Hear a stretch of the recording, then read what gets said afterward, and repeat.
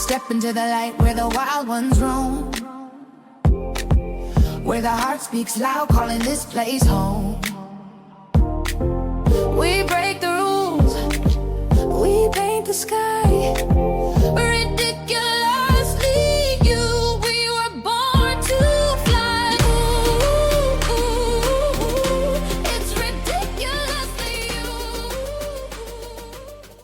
Hey everyone, this is Julie May and welcome to the Ridiculously You podcast, where authenticity wins, weirdness is welcome, and loving the messy parts of yourself isn't just allowed, it is part of who you are and who I am and who all of us are. We're all a little weird and wild and messy. And today's guest has lived enough reinventions to live kind of like several lifetimes. I think I have like a kindred spirit here within what that looks like. And I am excited to share with you.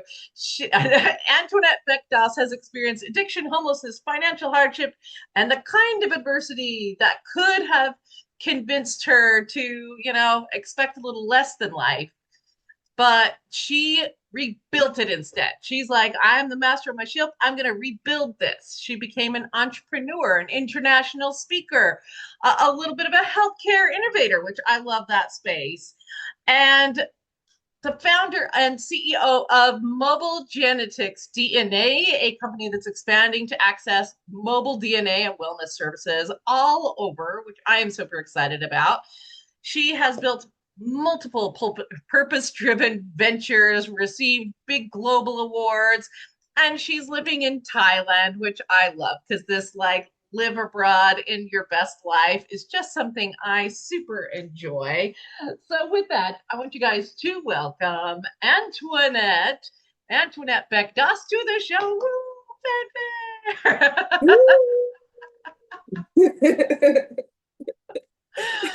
Hi, everyone. Welcome. Okay, my dear. Let's get back to like Storyland. How did you go from like this? It's always like the part of like, okay, you're lowest low. You're like having these addiction issues. You're like homeless. How do you go from that to like speaker around the world? I mean, that's a pretty big freaking deal. How does that even happen? So with me, it just got to a point where I was tired of being sick and tired.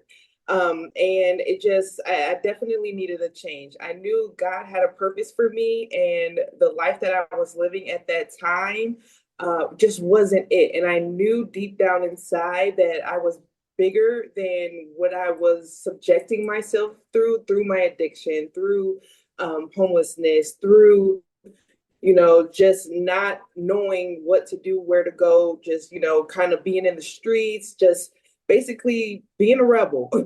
And I just knew that I had a purpose. So ultimately, it was just me wanting more for myself and me wanting to do something different. I've always been a natural nurturer. So I always knew whatever it was that I was going to do, I wanted to help other people. That has always been my strength. And it was just something that I knew I was passionate about and that I really just wanted to do. Mm. So you're helping other people and you're kind of in the health field. Can you tell us a little bit more about how you serve people in the health field now and how that's making an impact for people now? So I've been in the healthcare industry for about 13 years now. I am an LPN.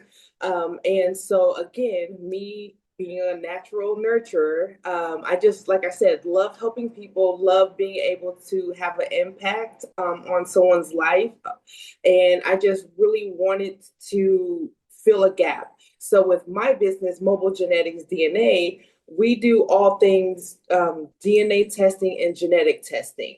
So therefore, when I was working in the doctor's offices and even, in the hospital, a lot of our older clients would miss their appointments because they didn't have transportation, or if they had transportation and let's say their caregiver called off of work or something, then they didn't have a backup plan, they would miss, coming to get their A1C check when, that's really important when you're diabetic, right? So I wanted to close that gap and also be able to help our elderly. So that is where mobile genetics was birthed. So what can we learn about ourselves by getting this kind of testing done? Like we do some testing on our genetics and our DNA, and we can discover what about ourselves? So our most popular tests that we do right now are BRCA testing, which is cancer testing. So, like, I have a lot of women who may have are breast cancer survivors, and they may want their like daughters to be screened to see if they have, the cancer gene, or their granddaughters or their sister, or someone in that nature. So that is one of our biggest tests that we do, because we test for breast cancer, ovarian cancer, and prostate cancer. And so we have a plethora of tests that we do. We do BRCA testing, we do immigration testing, we do sibling testing, we do grandparent testing, anything that we do pet testing. So anything with your blood genetics, we test. We even do infidelity testing. Okay. So there's nothing off limits. Like, if you want it tested, we will do it.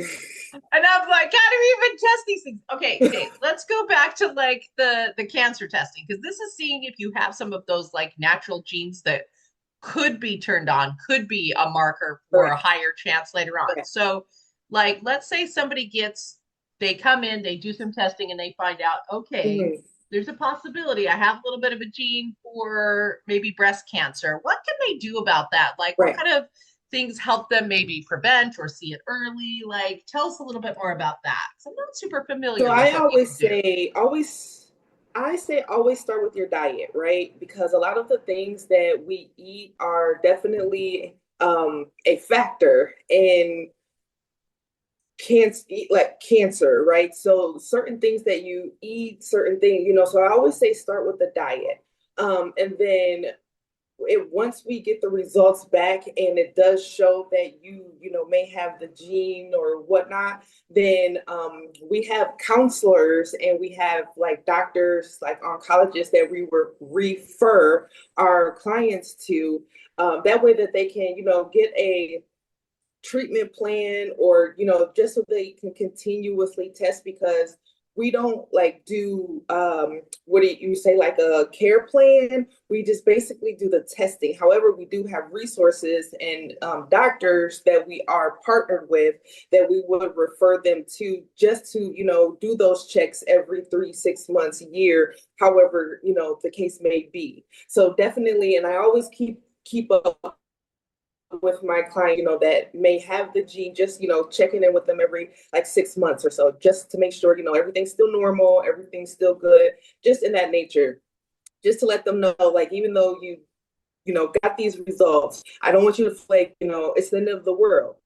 Yes, you may have the gene, however, it may not go anywhere, because we may have caught it, early enough to where now we can do a treatment plan. Now we can kind of, start working with the results. That is so cool. So where do you run this? Because I'm like, okay, so you did that so people can get this care. Is your mobile clinic in the States, or is it in Thailand? So it's in the States, and I do have like testers. So really, it's basically just like if you were calling a doctor's office. You would call us or go online, make an appointment. It will come to me. I still do all of the hiring and firing, of course. I still do the schedules, payroll, all of those things.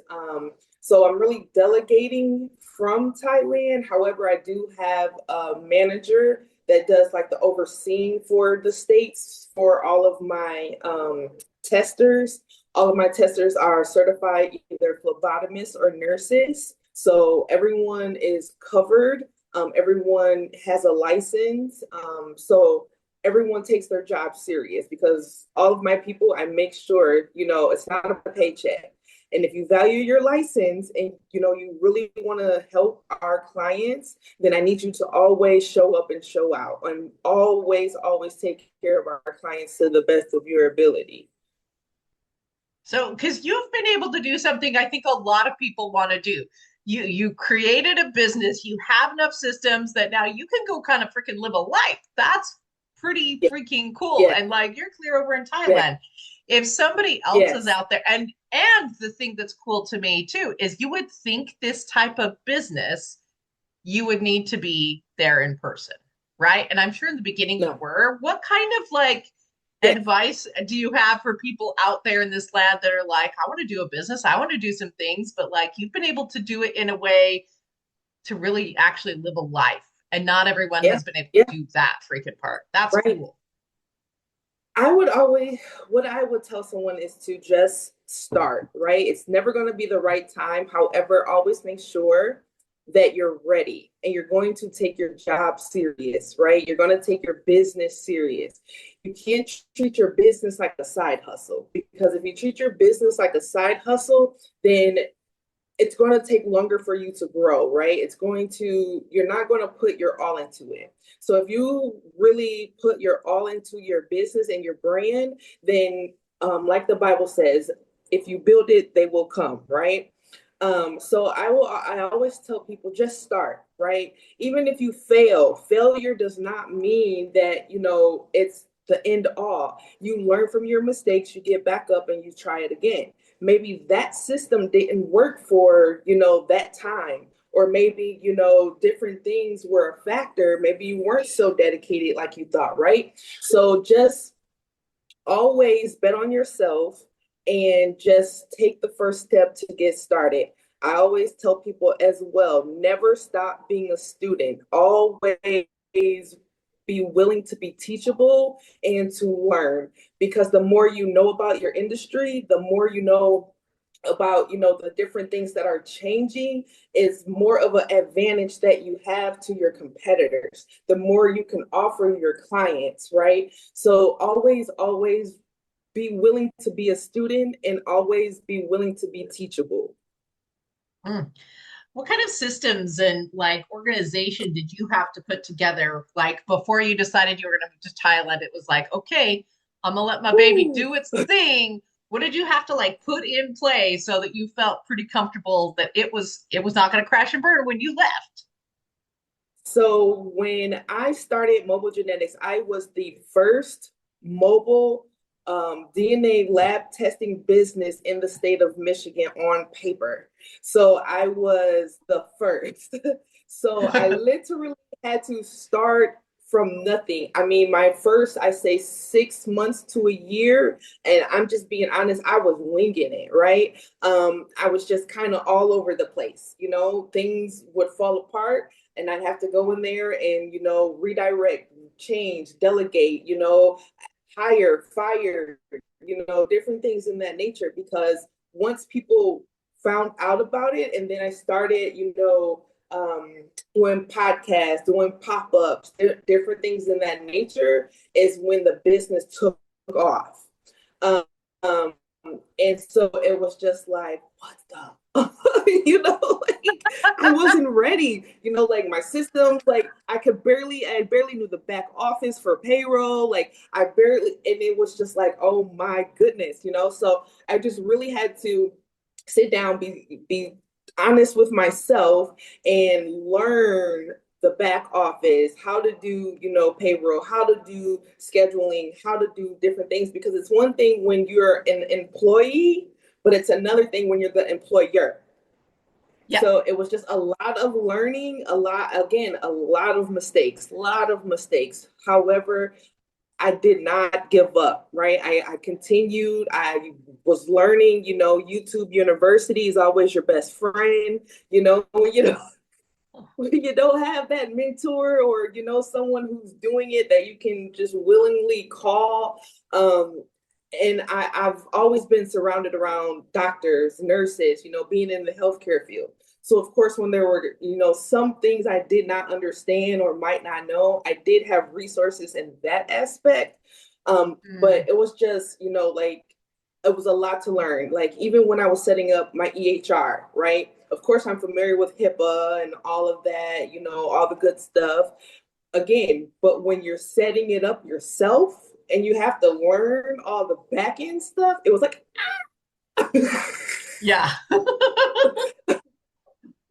so, I mean, it at the time, it was, oh my gosh. Now, where we 2 years later, it was definitely worth it, right?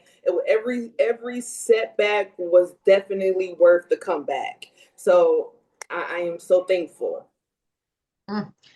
What do you love most about living abroad? We've talked about your business. Now tell me what called you to let's start there. What called you to Thailand? Because I call it a calling. Because like we don't just like, I don't know, most of us don't just like spin a globe and go, shoot, we're gonna go there. Right. Usually it's like a kind of like feel a thing, and then you're like, I'm gonna go, and here we go. Yeah. Like, what called you to Thailand? What do you love about that? So I've always been like infatuated with the culture and just the way like how they dance and just different things about the culture that I always wanted to learn. However, I was like, Asia, there was just so many different things. I was kind of scared. Then you go on, social media and it's kind of like, oh, they're a third world country. Don't go there. Da da da da da. And that's how like, they make it look in the movies. And then we Yeah. got here. And when I tell you my literal like jaw hit the floor, it was like, it's so beautiful here, right? So Yeah. again, not to get off topic, I just love the culture, always loved the culture. Definitely wanted to learn the language, which I'm learning. So it was just like when we moved here, I just totally wanted to like immerse in the culture. So I just started every day. I was going on like food tours, just anything to where I could be with like the locals, right? And just kind of, learn different things, speaking the language, and just different things in that nature from, the locals. So I just absolutely love it. Like Thailand is home for us. And I just I could go on and on and on and on and on about Thailand. I think living in a different culture like helps me appreciate and learn things about business better, though. I Yeah, think it helps me be a better yeah, businesswoman, being like, yeah, I'm living in Albania right now. I don't know if that'll 100%. be our forever place, but we've been here like 3 months now and we're enjoying the heck out of it. Okay. But it does, like, it teaches me Yes. how to communicate better. It teaches me how Yes. different people's brain works. It teaches me, like, I get Yes. inspired by the culture. Like, there's so Yes. much that I feel like helps me be a better businesswoman than just like staying where I was, which there's Yes. nothing wrong with that, y'all. I'm like, Yes. y'all happy in America, do your gig, Yes. but there Yes. is And it something forced that feels excited about, I don't Yes, know, and it forces exploring the you to world. come out of and it forces you to come out of your comfort zone, right? Especially Uh-huh. if you're a business person, because you want to network, you want to meet new people, you want to, do all of the things. So it's like, yeah, you're here to experience the culture. However, you also know what your purpose is. You also know the goals that you set for yourself while you're here. So, like with me, networking, being around locals, different things in that nature was always like top tier. Um, and so it definitely has pushed me. It definitely has humbled me. And I mean, to me, it has definitely made me a better businesswoman, especially being able to like speak to different, I'm not gonna say races, but like different cultures, because Thailand is a melting pot of people, right? We have like Russians, we have Americans, we have all over, right? So I have learned so much from different people from different countries that has helped me in business. Gotten some great advice from people, and so it definitely has been worth it for me. That's great. Do you go and connect with any other, like, I guess we would call them expat communities, but like Expat. any other like Americans living overseas? I hate to use that word sometimes because people are like, oh, did you renounce your citizenship? And I'm like, no, but I am an American living Oh, overseas, and kind of right. that's what we call it, and whatever. You know what Right. I'm saying? Yes. Have you connected with those Yes. people? What is that like for you? So yes, I have. However, again, with me, I more so deal with like Thai friends. I do have like a couple of close like American friends. And then I have like two really, really good friends who are Australian. Absolutely adore them. So it's like, I kind of mix with expats and then I mix, with the Thais as well. Plus, I'm a board member for a club here called the Hoi Hin Women's Club. So I work underneath the Hoi Hin mayor, and I am on the board, on the committee. So I also get a lot of knowledge and different things, being able to work with them because it's like a lot of Thai women who own businesses here that are successful. So, they're constantly teaching me things, showing me different things, different things of that nature. Because ultimately, I definitely want to bring my business here somehow. In Thailand, Mm, it's really a lot of red tape for foreigners to work in the medical field here. Um, so I'm really working on how I can expand mobile genetics to Thailand um, to some capacity. So I'm still working on that. But yeah, that's interesting because we're actually kind of the same. When we moved here, everyone was like, make sure you have a really good expat community, make sure you get involved yeah, with those people. And I'm like, yes, but like, we're yeah, coming here to actually like learn from the Albanians, and we're coming yes, here to like learn more from their culture than to just like transplant exactly, American life overseas. exactly. And so we've actually kind of done the same thing. We don't do a whole lot with like the expat No, community, but like we no, do have dear friends that are more like yes, yes, the regular citizens here. So I do find that interesting because that's one of the things people ask us all the time. Like, oh, did you make yeah. sure that you're connecting with them? Like, no, not very much, actually. Yes. We're like, and it's not like we've learned everything we can from Americans or whatever, but like part of Right, the point of right. coming overseas is not to just transplant American Yes, life overseas and be like, well, we're in a correct. different location, eating the same food, talking to the Yes, same people, having the same exactly, conversation. It's not the point exactly, for us. So I'm like, I exactly. found that Right. interesting because I was like, I Yeah. wonder what that's like for other people. Am I the only one that just Mm, went, mm. I don't want to do that No, most of the definitely time? no, no, no. Like when I first moved here, of course, like I was all in the expat groups, and then it was like a lot of, how women can be really catty. Um, Uh-huh. Same here. so I was like, I left the States to get away from all that drama. Like I cannot, and I'm in a season now where I am protecting my peace at all costs. I don't care Yes, what it girl. takes. I cannot deal with all of that, so therefore I am very particular about who I, allow around me, who I interact with, different things in that nature. So yeah, like I know on the expat groups. I feel the same way. I'm sure there's lovely people out there. Additionally, Sure. protect your peace, man. Like part of this Yes. go have an adventure around the world kind of gig is like Yes. connecting with a different culture and finding your own peace and learning Yes. lessons in a new Yeah. way. And there's like a way to do that really intentionally by being Right. picky about the people you're around because Right. like the people we're around shape so much of who we are and how we Oh, move through the yeah. world, right? So Mm-hmm. tell me Yes. about how like some of these leaders in Thailand have helped shape you that way because they do probably do business and interactions differently. How do they inspire you?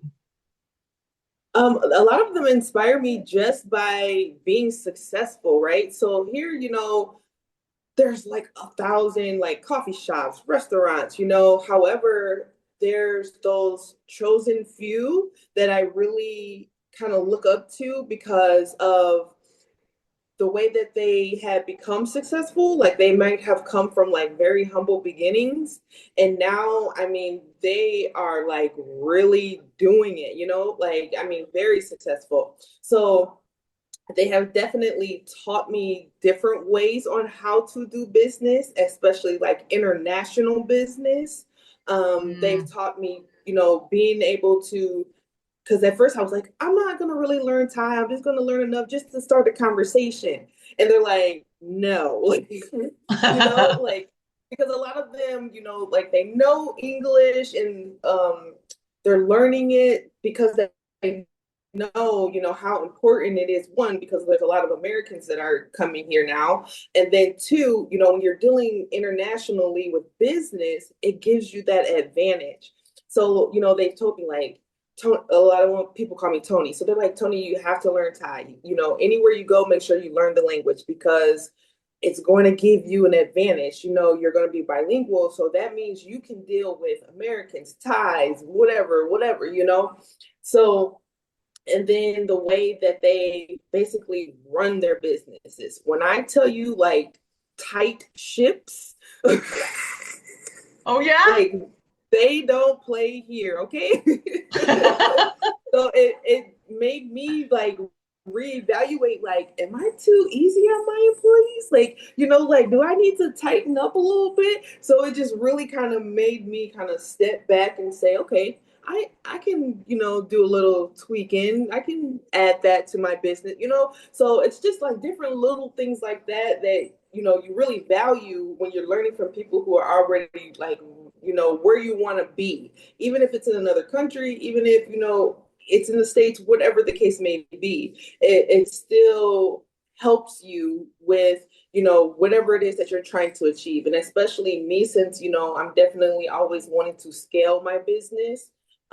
So I definitely value all of their, opinions, the different information that they give me, the things that they critique me on and say, I don't think you should do it like this. Maybe, just kind of do it like that and then see if it works for you. Just different things in that nature. Like I said, it always goes back to always be teachable, right? Always be able to take that constructive criticism because not everyone is your enemy. Not everyone is hating, Some people really want to see you win and some people really want to see you successful. But if you're not teachable, then where are you gonna who's gonna help you?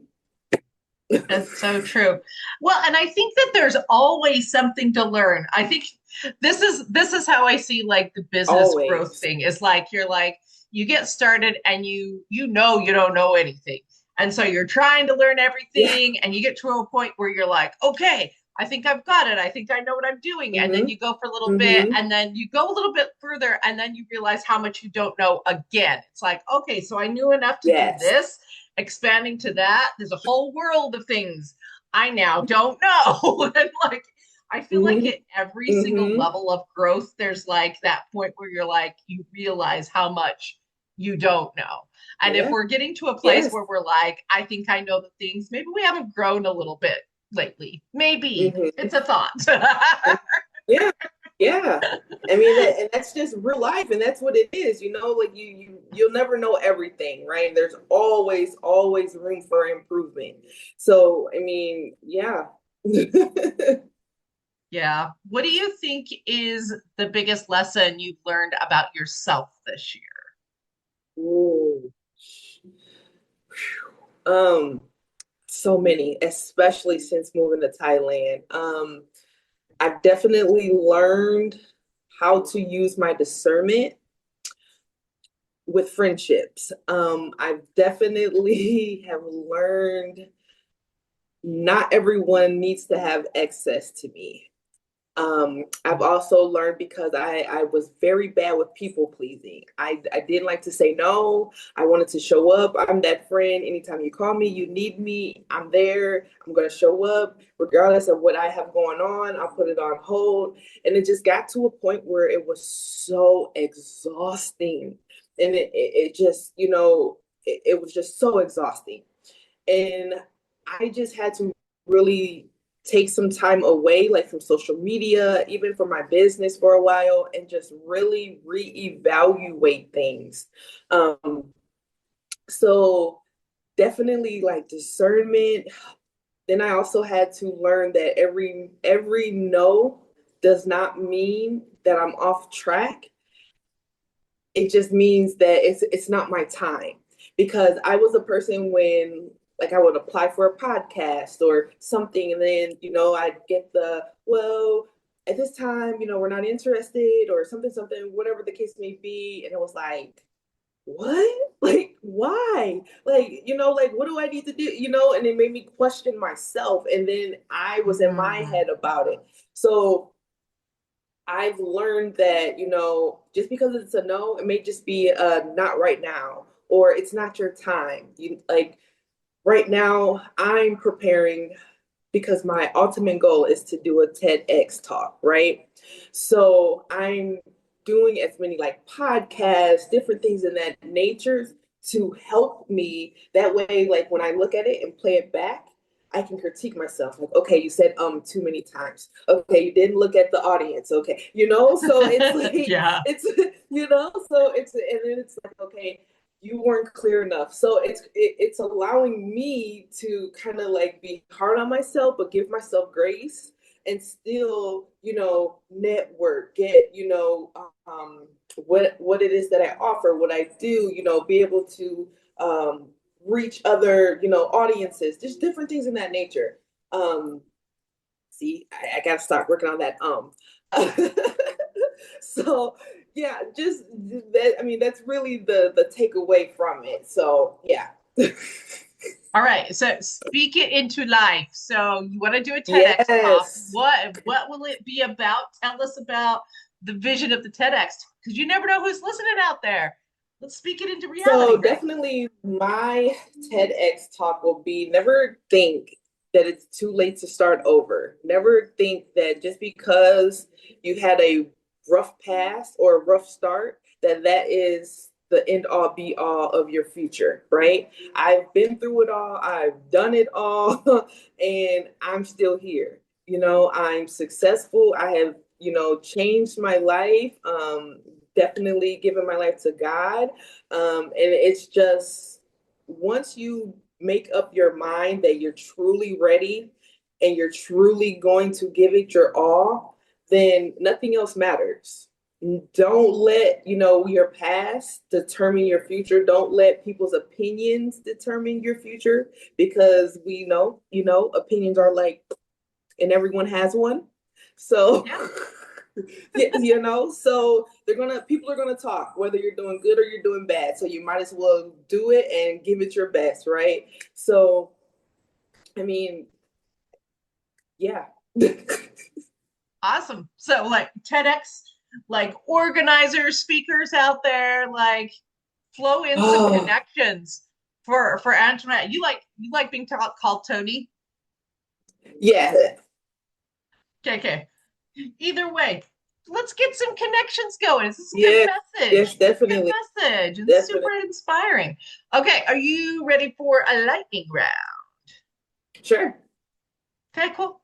We're gonna start with kind of carrying over something you just said. What do you think Okay. is an opinion somebody else gave about you that you held on to for too long? So somebody else had an opinion of you that you held on to for too long that wasn't yours. I wasn't gonna be successful. Hmm. Throw that back right out. We don't need that. Um, let's see. What is something cool about Thailand that you didn't expect? Ooh, the infrastructure. You're going to a third world country, you get there and you're like, this is not the things I was told. You're seeing like all these lavish 50-floor penthouse. I'm like, in Thailand?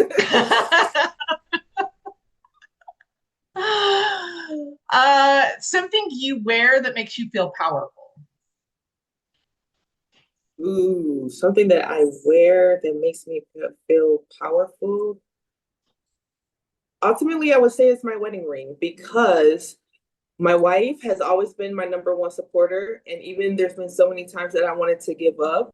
She always has made me feel that I've come too far to give up now, and that no matter what, she's always been there. She's always held me down, and she's never let me give up. I mean, even all the tears I've cried, all the times I said I can't do it, she's always there to say, "Take Ken out your vocabulary. You're way too good for this." Like, she's always been that motivator. So I will always say like my wedding ring, and then I have a bracelet, but I took it off because I was doing dishes before I came on here. So but yes, it would be those two things. Oh, that's so wonderful. Like having that person in your corner that just like hypes you up, man, make all the Yes. difference in the world. Yes. Okay. Favorite color? Purple. Favorite place on the planet you have been in the last 2 years? Tulum. Tulum. What's cool about it? The beaches. Oh my, the food. Oh, amazing, beautiful. Yes. Definitely the beaches and just the whole atmosphere in itself. Awesome. Awesome. One thing you think everyone should experience once in their life? Failure. Hmm? Yeah. What do you think the biggest lesson failure taught you?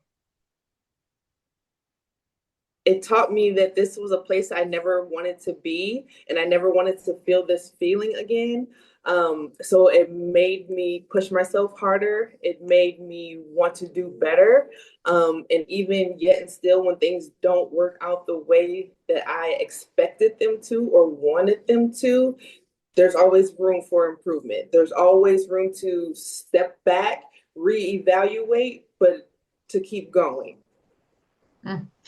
If our audience could take away one thing from today and remember one thing from listening to you today, what would that be?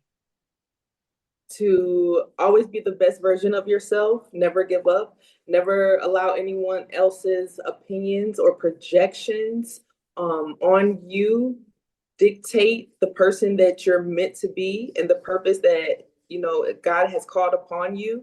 So to always be the best version of you no matter what. Thank you so much. Where can people find you, follow you, be a part of your story, Antionett? So on all platforms across the board, it is Antionett Beck-Doss.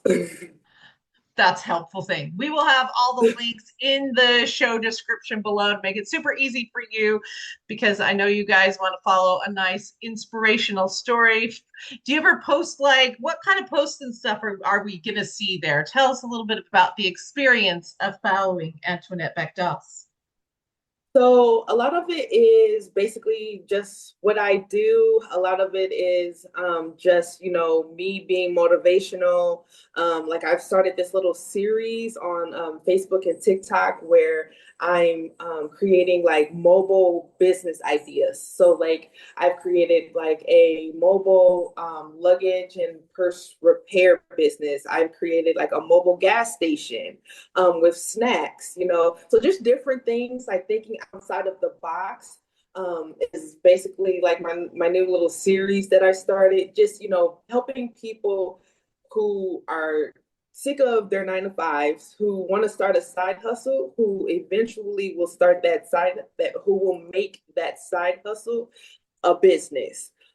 So a lot of mine is all about business, motivation, just different things in that nature.